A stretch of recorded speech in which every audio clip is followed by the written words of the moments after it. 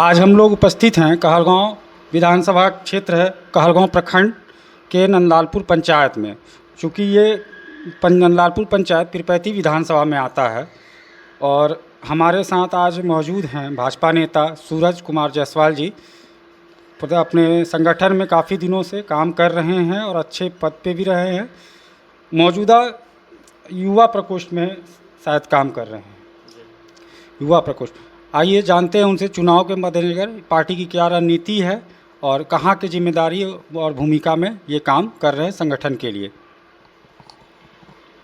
सबसे पहले मैं आपके अंग समाचार न्यूज़ के सभी दर्शकों को नमस्कार करता हूं। अभी मैं लगातार 10 वर्षों से पार्टी के दायित्व में कार्य कर रहा हूं और वर्तमान में मुझे अभी मुंगेर ज़िला है भागलपुर के बगल में, मुंगेर ज़िला के ज़िला प्रभारी के रूप में, युवा मोर्चा के ज़िला प्रभारी के रूप में मैं काम देख रहा हूं। और पार्टी की योजना शुरू से ही बेहतर रही है, समाज के लिए रही है, आम जनता के लिए रही है और हमारे आगे भी यही योजना रहेगी कि सबसे नीचे तबके के लिए काम करना। मोदी जी लगातार, नीतीश कुमार जी लगातार निचले तबके के लिए काम कर रहे हैं, आगे भी हमारी योजना है। और अभी आप देख पा रहे हैं कि अभी हाल फिलहाल जो महिला दीदी हैं, जीविका दीदी हैं, उनके लिए सरकार ने 10,000 की योजना अभी, जिससे कि वो लोग अपना नया काम शुरू कर सके। और अभी आप लोग देख रहे हैं कि हमारा 4 लेन बगल में बन रहा है, जो कि आज तक मतलब हम लोग का ये गड्ढे में रोड था या रोड में गड्ढा, ये नहीं पता चलता था, लेकिन आज हमारा 4 लेन बन रहा है। आपने अभी हाल फिलहाल देखा होगा कि एक अधिसूचना जारी हुई है कि कहलगांव से बराहाट NH बनने जा रहा है। आप अभी सर्वे की टीम आई हुई थी NTPC के लिए, वो NTPC भी लगभग अब उद्घाटन के लिए बस औपचारिकता मात्र बाकी रह गई है। तो इसी तरीके से लगातार हमारी सरकार काम कर रही है और आगे भी काम करेगी। चुनाव को लेकर मैनिफेस्टो आपका क्या है? क्या लगता है आपको, आप पूरी बहुमत में आ पाएंगे या RJD आपको कहीं ना कहीं दबाएगी? क्योंकि पिछला चुनाव में आपके बराबरी पे थे, अगर आपके साथ नीतीश कुमार नहीं आते तो आप सरकार में नहीं आ पाते, जिसमें कि 2 बार फेरबदल हो चुका है। तो क्या लगता है इस बार अपनी ताकत से भाजपा सरकार बना पाएगी बिहार में? आपने अभी कुछ महीने पहले दिल्ली का चुनाव देखा था। दिल्ली का चुनाव अरविंद केजरीवाल मुख्यमंत्री थे, उससे पहले लगातार 2 बार मुख्यमंत्री रहे। उसके बाद भाजपा ने अपनी मेहनत की, वहाँ पे एक कार्यकर्ता लगे और सरकार की योजनाएं लगातार धरातल पर उतरी, जिसके कारण दिल्ली में पूर्ण बहुमत से भाजपा की सरकार बनी। तो उसी तरीके से बिहार की जनता को NDA सरकार पर पूरा भरोसा है और निश्चित रूप से हम लोग फिर से भाजपा सरकार और NDA की सरकार 2025 में बनाएंगे। इस बार चुनाव में आप लोगों का कुछ महत्वपूर्ण घोषणाएं क्या रही? जैसे दिल्ली में आपने एक गारंटी कार्ड दिया, मोदी गारंटी। तो बिहार में क्या गारंटी कार्ड है जिसके मैनिफेस्टो के घोषणाओं के तहत कि जीतने के बाद आप काम करेंगे समाज के लिए, जो घोषणा पत्र होता है, क्या है वो आपका? देखिए, आपने एक स्लोगन सुना होगा, मोदी की गारंटी, है ना। लगातार गारंटी देने की हमें ज़रूरत नहीं है।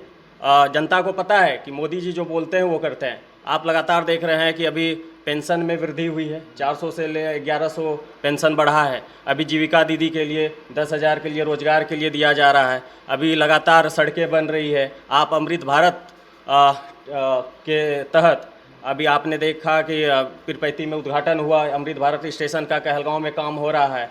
आप अभी ये बिहार में आपका मेट्रो नहीं था, लेकिन मेट्रो का भी आपने अभी हाल फिलहाल देखा कि उनका ये टेस्टिंग हुआ है। तो लगातार हम लोग काम कर रहे हैं, मैनिफेस्टो लगातार जारी हो रहा है, लगातार काम हो रहा है। इसमें कोई दो राय नहीं है कि जनता इस पे विश्वास नहीं कर रही है और लगातार हम लोग काम करेंगे और करते रहेंगे। विपक्ष इसी तरीके से मुद्दा उठाएगी, विपक्ष के पास मुद्दा है ही नहीं।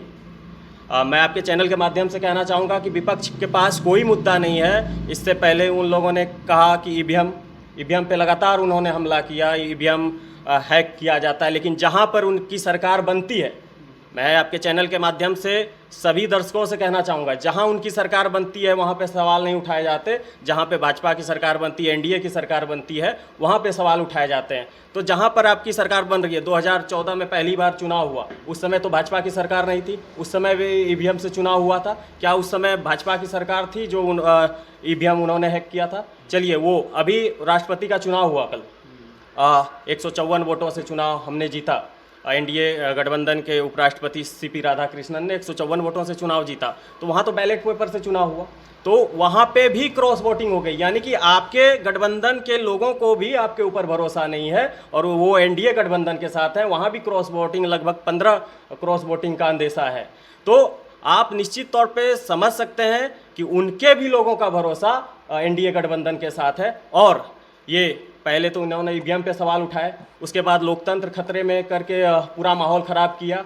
उसके बाद इन लोगों ने बोला कि आरक्षण छीन लिया जाएगा, वो एक मुद्दा बनाए, वो भी इनका जनता ने नकार दिया।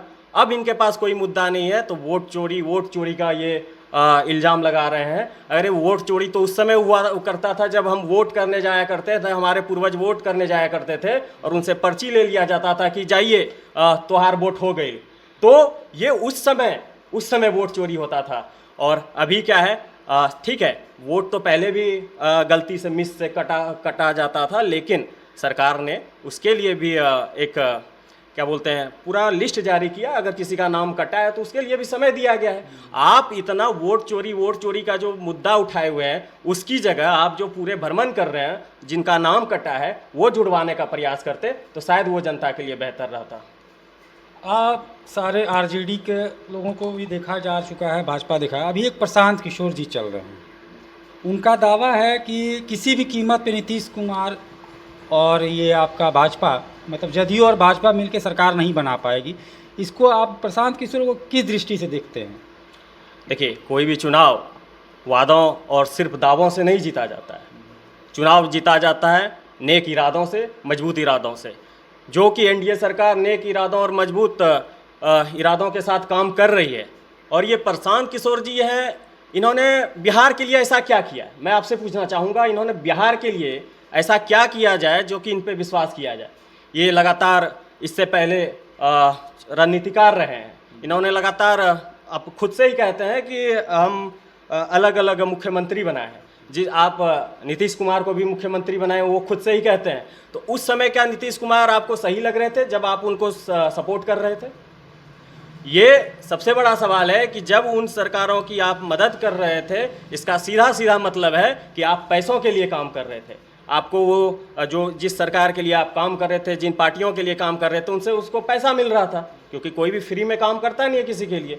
तो आप उस समय आपको पैसा मिल रहा था, इसीलिए आप उसके लिए काम कर रहे थे। तो मैं आपके चैनल के माध्यम से कहूँगा कि ये सब बस वोट कटवा पार्टियाँ हैं, आएंगी जाएंगी। पुष्पम प्रिया भी आई थी, चली गई, ऐसी बहुत सारी पार्टियाँ हैं। अगर आप सच में बिहार के लिए कुछ करना चाहते तो इतने दिनों में जितनी सरकार के लिए आपने काम किया, जितनी पार्टियों के लिए आपने काम किया, अगर वो जिन पैसों से आप जिस तरीके से आज पैसा लगा रहे हैं, इतनी गाड़ियां घूम रही है बिहार में, तो अगर उन पैसों का सही उपयोग करते, जनता के लिए अगर खर्च करते, जनता की सेवाओं में खर्च करते, तो हम मान सकते थे कि आप बिहार में आप कुछ अच्छा करते। लेकिन आपने सिर्फ उन पार्टियों के लिए काम किया जिसका आप आज खिलाफत कर रहे हैं। ठीक है, और लेकिन ये पीरपैंती में और कहलगांव सीट में भाजपा की सीट को लेकर काफ़ी हलचल तेज है, और कहलगांव ऐसे भी हमेशा से एक हॉट सीट रहा है। हम लोग अपने कई दशकों से देखते रहे कि कहलगांव भागलपुर लोकसभा का सबसे हॉट सीट रहा। तो आपको क्या लगता है, जैसा पता चल रहा है पवन जी का भी टिकट कटने जा रहा है, ललन जी का भी टिकट कटने जा रहा है, तो एक संगठनकर्ता के रूप में आप काफ़ी दिनों से, काफ़ी पुराने कार्यकर्ता हैं, आरएसएस के भी कार्यकर्ता हैं आप, जहाँ तक मुझे जानकारी है। तो आपको क्या लगता है कि, और अंदेशा सच इसलिए लगता है क्योंकि अमन जी को भी सिटिंग एमएलए रहते हुए उन्हें हटा के ललन जी को टिकट दिया गया था, और कहलगांव में काफ़ी बार भी देखा गया है। तो इसलिए आपको क्या लगता है, आपके जो मौजूदा विधायक हैं वो दोबारा चुनाव लड़ेंगे या कोई और उम्मीदवार होगा पीरपैंती से? देखिए, हम लोग पार्टी के सच्चे कार्यकर्ता हैं, हम लोग पार्टी पे पूर्ण विश्वास रखते हैं। केंद्रीय नेतृत्व, प्रदेश नेतृत्व जो तय करती है, हम लोग उनके साथ होते हैं, क्योंकि वो लोग एक एक चीज़ को देख कर के ही किन्हीं को टिकट देती है। और वर्तमान स्थिति में अंदेशा, क्योंकि चुनावी समय है, हर कोई अपना अपना अंदाज़ा लगाता है। हर पार्टियां चाहती है कि यहाँ से जो भी गठबंधन रहता है कि हमारी पार्टी को यहाँ से ये सीट मिले, तो अपनी अपना अंदाज़ा। और इसमें देखिए कोई मतलब गलत चीज़ नहीं है, अपना अपना लोग, नए नए प्रत्याशी भी आए हुए हैं, लोकतंत्र है, सबकी अपनी अपनी आज़ादी है, वो अपना। पीरपैंती में तो खासकर मतलब प्रत्याशियों का, भावी प्रत्याशी के रूपों में जन सैलाब उतरा हुआ है। पैराशूट कैंडिडेट लोग भी पीरपैंती में भ्रमण कर रहे हैं क्षेत्र का, और अपने आप को पूरी दावेदारी भी ठोक रहे हैं कि मैं उम्मीदवार रहूँगा। देखिए, लोकतंत्र में कोई भी कहीं से चुनाव लड़ सकता है विधानसभा का, अगर उनको अधिकार है तभी वो यहाँ आए हैं। इसमें मैं कोई टीका टिप्पणी इसलिए नहीं करूँगा क्योंकि अपना अपना अधिकार के तहत आए। अगर अनलीगल रूप से कोई आते तो फिर उस पर टीका टिप्पणी किया जा सकता था। अपना अपना अधिकार है, पार्टी में हर कोई मेहनत करता है, तो अपना अपना दावा पेश कर रहे हैं। लेकिन केंद्रीय नेतृत्व और प्रदेश नेतृत्व अपना सोच समझ के साथ जिनको भेजेंगे उनके लिए पूरी पार्टी, पूरी एनडीए मिलजुल कर चुनाव लड़ेगी। आप सुन रहे थे भाजपा के सच्चे कार्यकर्ता सूरज कुमार जायसवाल जी, जो मुंगेर के अभी युवा प्रकोष्ठ के प्रभारी के रूप में काम कर रहे हैं, और साथ कहलगांव का भी। भागलपुर हमारा पूरा भागलपुर में ये जिला में मतलब अपना संगठन के रूप में, भाजपा के कार्यकर्ता के रूप में काम कर रहे हैं। धन्यवाद।